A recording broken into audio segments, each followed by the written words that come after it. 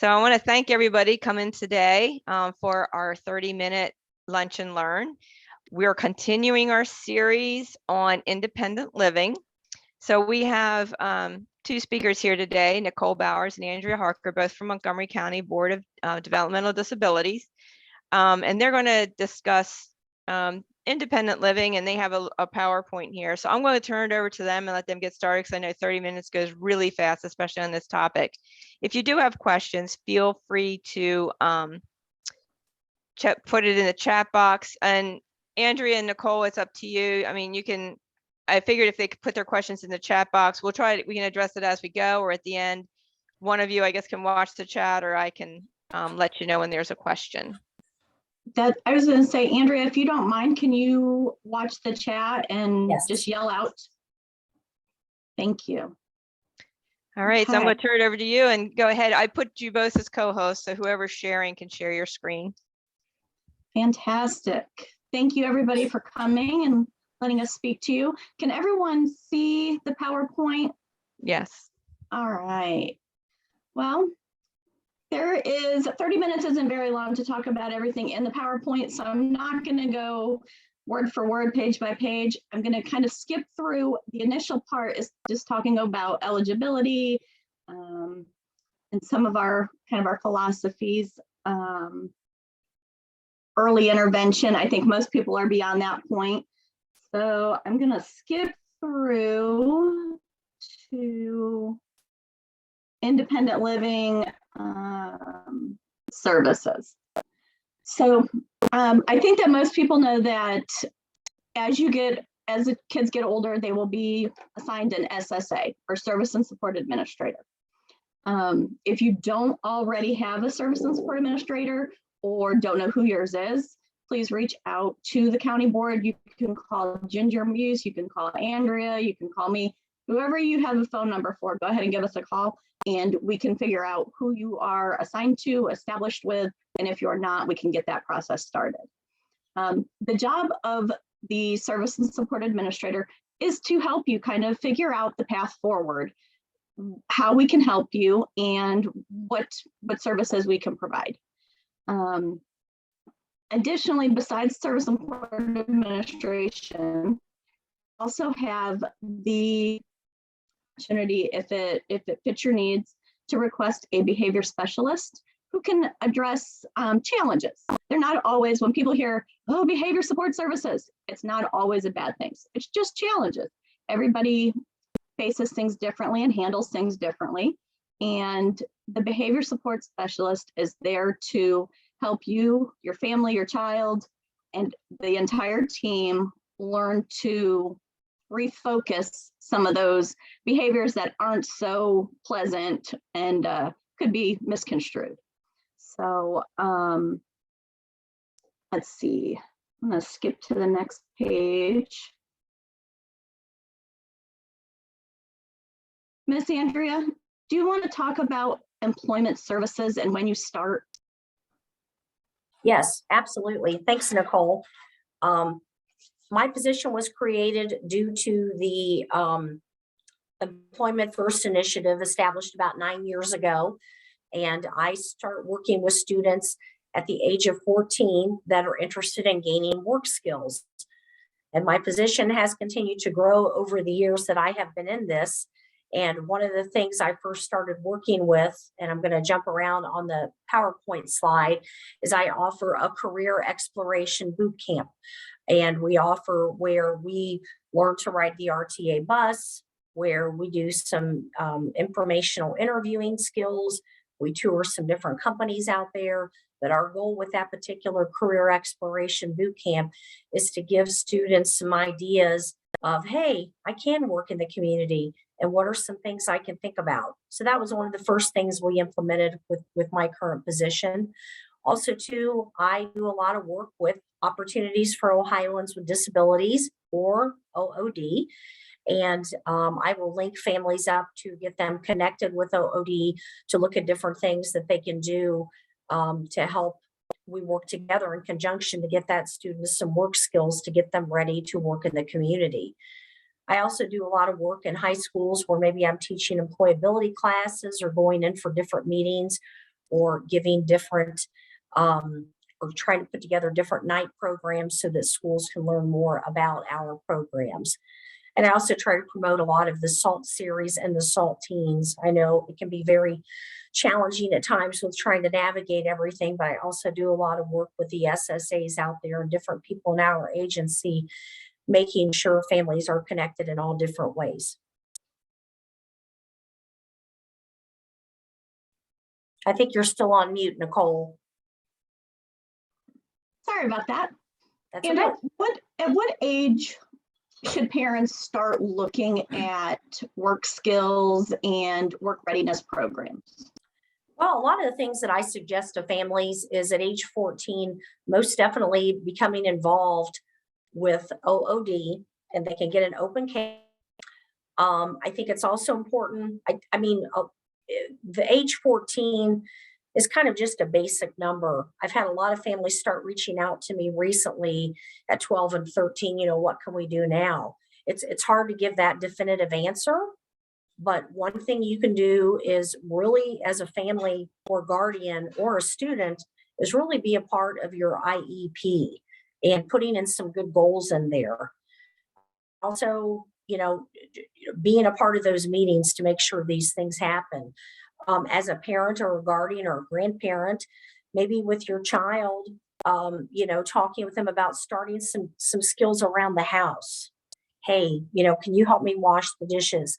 Let me run the vacuum cleaner. Can I show you how to do, some laundry skills?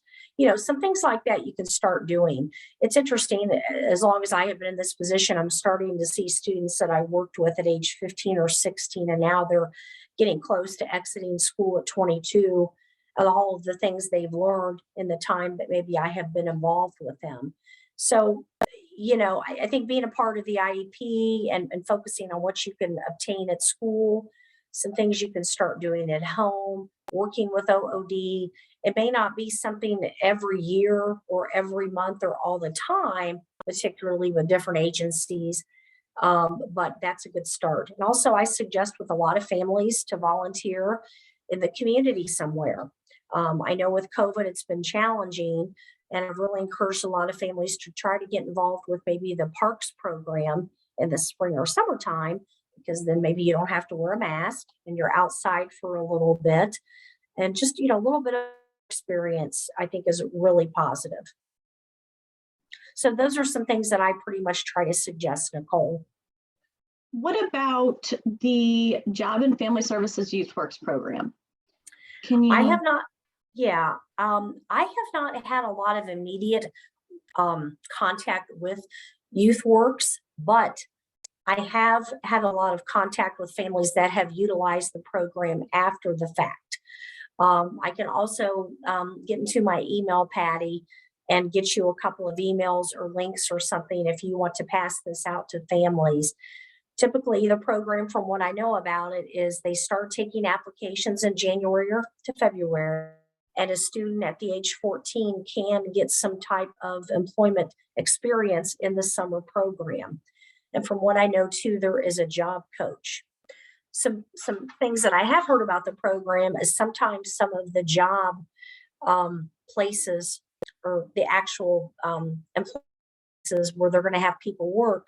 I think sometimes in the past, some of those places have been able to come to and due to maybe the company having trouble, or maybe the company is shutting down or something. So I think just trying to find the actual place where they're going to work at sometimes has been a little challenging as it gets closer to summer. But some families that I have worked with that have been a part of the program have had positive things to say about it. Fantastic. Thank you so much. I appreciate that. You're welcome. Also, Nicole, I just thought of one more. Nicole, I thought of one more thing. And also too, a good discussion to think about having with your son or daughter interested in, thinking about becoming employed on down the road, is a good family conversation to have. Transportation. How are you going to get to work? Are you going to investigate getting your driver's license? Are you going to become travel trained to utilize the or the public transportation, depending on what county you live in? Or are you going to work with a independent provider in your county? Or are your parents going to take you to work? So those are some things to kind of think about too, as you're looking to gain the work skills. How are you going to get to work? Thank you, Andrea. Those are great points to bring up. We've had a lot of situations where people have gone out in these amazing jobs and they have no one there. And especially when you live on the border of counties. And we've had situations where they live in Montgomery County, but they get a job in Butler County and RTA does not cross the border. So you're scrambling at the last minute because they're thinking they've got it figured out. And unfortunately, employers, they don't want to wait. So, but the whole topic of work is a huge stepping stone into the transition to adult life process. Work not only, does the obvious and gives you money, but it gives you purpose. It gives you that drive and that sense of belonging in your community. And that is what everyone strives for. And even if not every child is going to be able to go out and work in the community, there is a task that everyone can do, that same sense of purpose.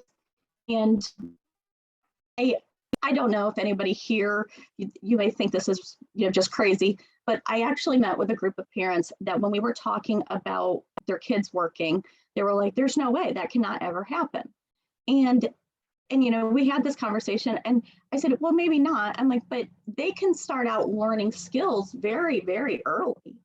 And I said, they should have chores. They should be following the same activity path with modifications that every person goes through as they grow older. They should be expected to clean up after themselves after meals, have toys. In some way, they can help you accomplish these tasks if they can't do it on their own. And that was really eye-opening to the parents that I had spoke to. They said, we never thought of it that way. They have a disability. We just did it for them. We didn't expect them to do that. And I thought, wow, I would never have dreamed that, because truthfully, my own child has disabilities and I expected them to put in extra effort because I knew a lot of people out there, they're not going to say, oh, they can't help it. They're going to expect them to rise to the occasion. And so I thought, it's a good thing to bring up. I said, we don't want to over expect, but absolutely keep challenging them. And I think along with that, parents need to know that you are going to hit bumps in the road and you are going to get frustrated. They are going to get frustrated. It's okay to feel that way. Transitions and growth and changes, they're hard on every single parent and family. Doesn't matter what kind of kid you have. Like, changes are hard. So expect some tears, expect temper tantrums. Happens, and don't forget about it. Reach out if you need suggestions. That is some of the places where your SSA, they can help direct you with some strategies. They can hook you up with different parent groups. That is a good place to start with a behavior specialist that may be able to help you kind of see past the immediate actions that you're getting from your child, because there could be more to it. But sometimes we're so close as parents that we're just feeling the frustration, and you need that outside perspective to be able to say, oh, I didn't even think about that. Okay, so let's maybe try it this way, or move on to a different task that's maybe a little bit better of a starting point. So I think that building their sense of accomplishment is also really important. So make sure all the little steps, every little thing that they do, you don't want to overpraise, but you want to let them know, you know what, that's awesome. Now you're growing up. I see the progress and the growth, and let's move on to the next step. So let me see here what we got next. Family support services. So as your kids are getting older and you're working on all these great skills, they also need to learn independence from their parents.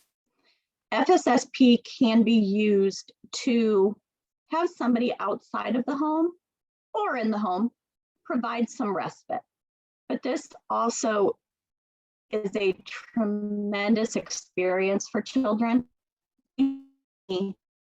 It's terrifying. You don't want to let your kid be out in the world without you. You don't know what's happening. You don't know who's going to be there. So you have to find that person that's outside of your immediate circle that you can start expanding their experiences and dealing with the outside world. Because as adults, we all have to deal with the outside world.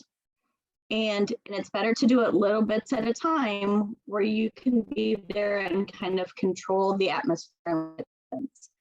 FSSP, it is not a tremendous sum of money, but it absolutely can help you grow their experiences in the world. It can also help with communication devices so that they can communicate and get their points across.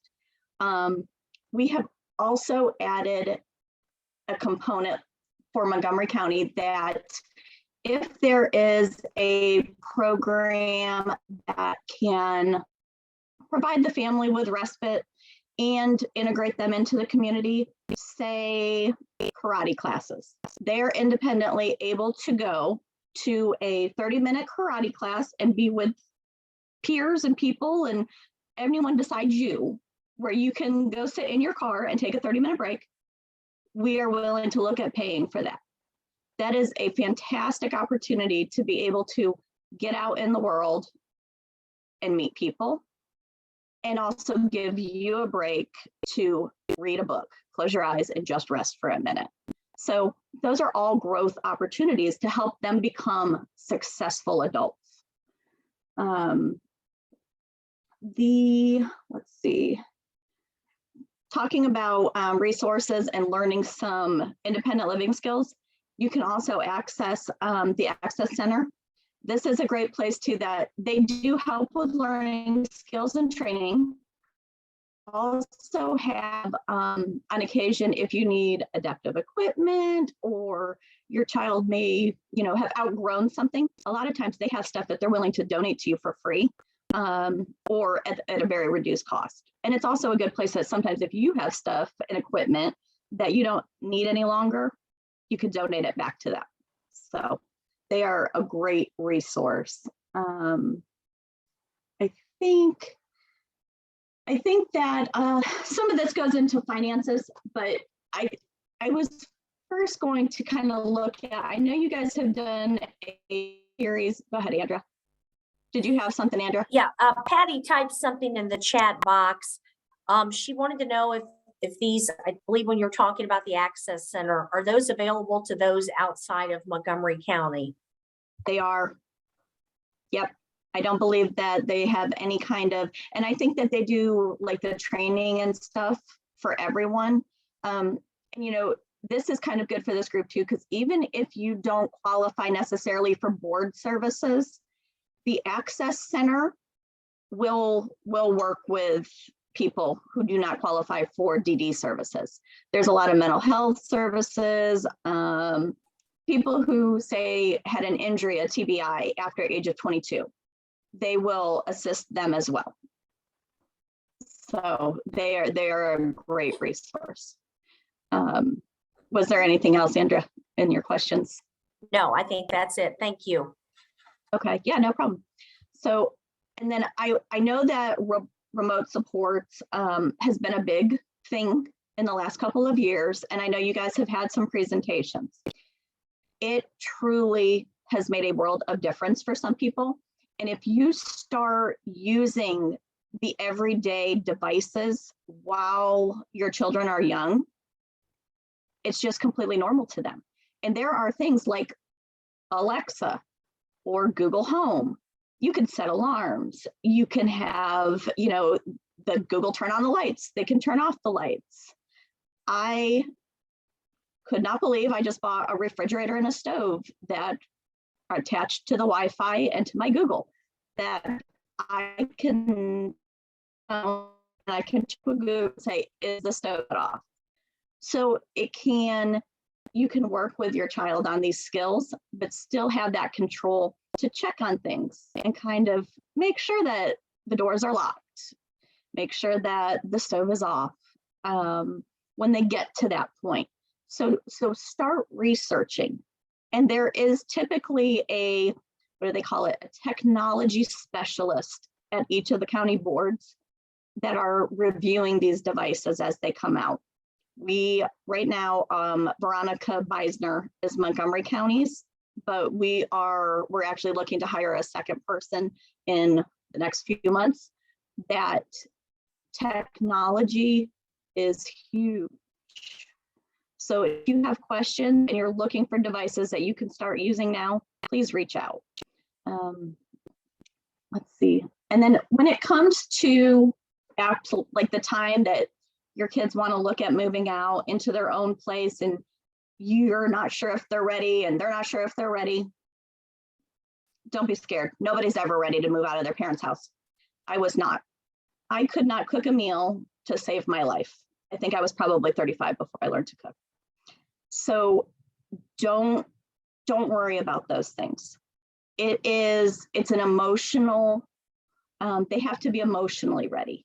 You have to be emotionally ready. There's going to be ups, there's going to be downs, but that's what we're here for. We help problem solve those. We help put things in place to make those things work. Finances are an issue for everyone because just like you and I, the kids have to be able to pay their own bills.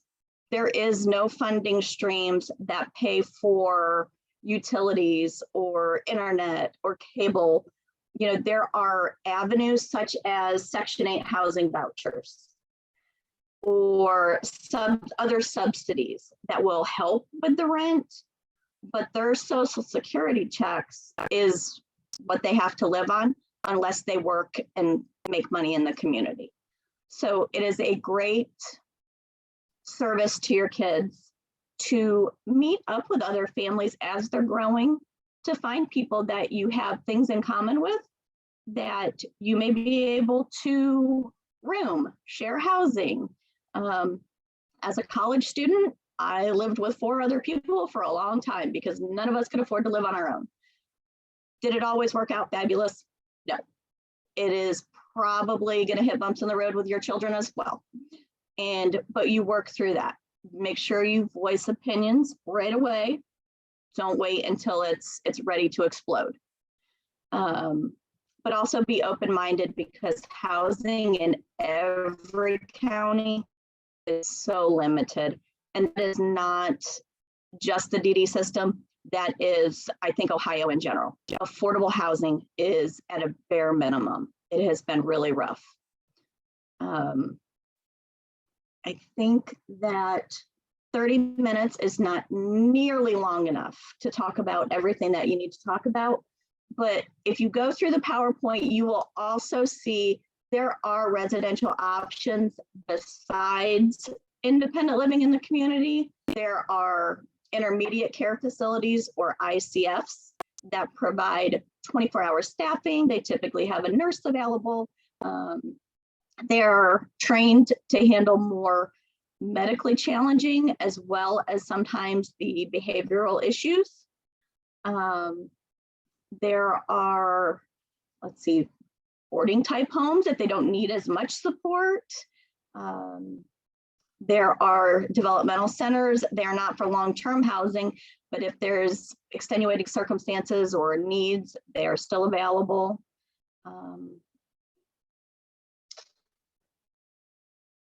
I think, Andrea, can you think of anything? I'm running out of time and now I'm getting nervous because I'm forgetting stuff. Actually, right now I'm typing something in for somebody in the chat box. Let me finish typing this in. Maybe this would be a time, Patty, if you want to take some questions while I finish my response. Sure. Yeah, we're gonna, for this presentation, we will have a link. We'll put it in the chat box. It's a link to our Google Salt drive and it'll take you to this presentation. We have it uploaded already, so you'll be able to view it in more detail and be able to read through and check out all the links that they have in there, that they included. If you have any trouble with it, just let me know. Or you can email me. I think you have a contact slide, right? At the I do. end there, Yes. Nicole. Yes. If you can pull that up. So, so there's Nicole's emails, and I think Andrea put hers in the chat box, if I remember right. So you can reach out to either one of them with some more questions about that. We, during this month, we had, I think I mentioned, I'm not sure if I was on the recording or when the meeting started, but we had, we did have an independent living of like an hour and a half independent living presentation last Tuesday, because like you said, it is a lot of information. And then we had remote monitoring last Wednesday. So all that is out there. The presentations in the SALT Google Drive. We'll be loading it to LiveBinder, as well as we recorded it. It'll be in the podcast and the YouTube. And then I have a presentation out there that Andrea did for the students last night. We don't record the student side, but it is out there. And then we're recording this today, and the presentation is out there. Next week, we're going to be hitting on transportation. You know, Nicole and Andrea are mentioning transportation being in one county and having to work in another. They'll be presenting on that next Tuesday. So let me see, was there any questions out there? Just to make sure I didn't miss. Feel free, if you have a question, you can raise your hand, or you can jump on and ask the question. We only have, let's see, what is we at time wise here? It looks like we have like 2 minutes maybe. So if you have any specific questions, feel free to go ahead and ask.